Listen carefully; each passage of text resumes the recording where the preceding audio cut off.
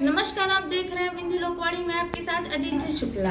आज पूरे देश भर में संविधान निर्माता बाबा साहब भीमराव अंबेडकर की जयंती बड़े ही धूमधाम से मनाई जा रही है। इसी कड़ी में आज पुष्पनगर वार्ड क्रमांक 2 पेट्रोल टंकी के पास में संविधान निर्माता भारत रत्न बाबा साहब डॉक्टर भीमराव अंबेडकर जी की 132वीं जयंती पर कार्यक्रम आयोजित किया गया।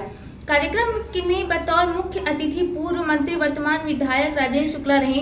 कार्यक्रम की अध्यक्षता नगर निगम अध्यक्ष वेंकटेश पांडे ने की। कार्यक्रम में मुख्य रूप से वार्ड क्रमांक 3 के अशोक वर्मा, वार्ड क्रमांक से शिवाकर कुशवाहा राजू रहे। कार्यक्रम की शुरुआत बाबा साहब की प्रतिमा पर माल्यार्पण दीप प्रज्वलित कर की गई।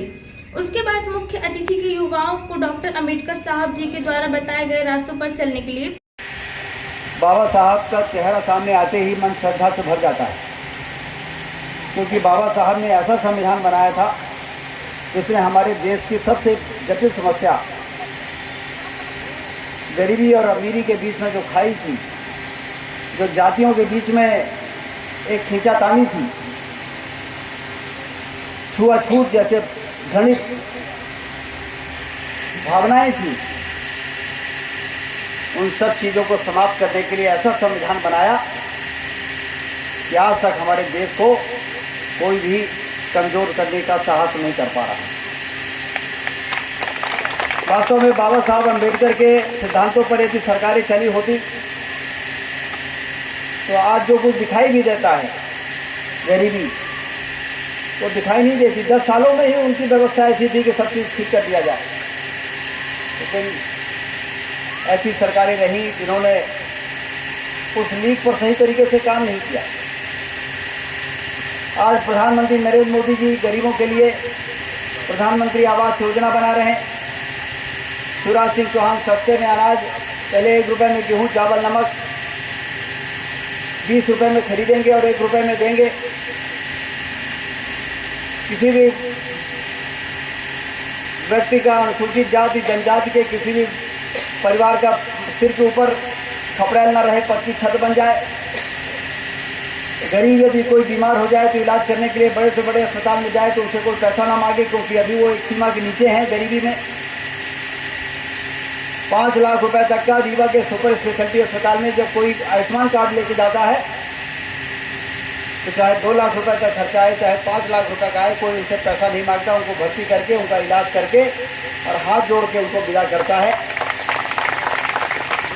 यही तो बाबा साहब अम्बेडकर का संविधान है। ऊंच और नीच के खाई को पाटना, गरीबी और अमीरी के खाई को पाटना, सब बराबर हैं, सब भारत माता के संतान हैं, सब ईश्वर की औलाद हैं। ये स्थापित हो जाए, ये बाबा साहब अम्बेडकर का सपना था। सारे गरीब लोगों को संबल योजना में शामिल करके संबल का कार्ड दिया और ये व्यवस्था कर दी कि यदि दुर्घटना में उनके परिवार की किसी व्यक्ति की मृत्यु हो जाएगी तो 4 लाख रुपए तत्काल उनके खाते में, और बीमारी में मृत्यु होगी तो 2 लाख रुपए उनके खाते में। किसी के सामने हाथ फैलाना, भीख मांगने की आवश्यकता नहीं पड़ेगी। दवाई का इंतजाम, संकट के समय में आर्थिक मदद करना, इतना सस्ता अनाज कर दो।